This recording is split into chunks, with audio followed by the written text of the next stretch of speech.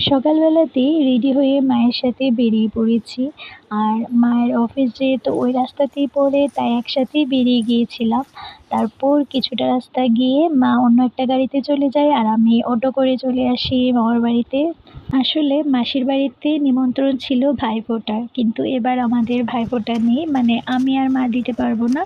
কেন কি আমাদের অসৎ ছিল, আমার ভাইয়ের যেহেতু ছেলে হয়েছে, তো এবার আমরা ফোঁটা দিতে পারছি না, কিন্তু খেতে তো পারবো।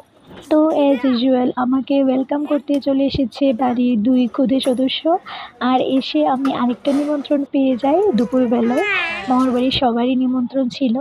তো রেডি হয়ে দুপুরবেলাতে চলে এসেছি ওদের বাড়িতে।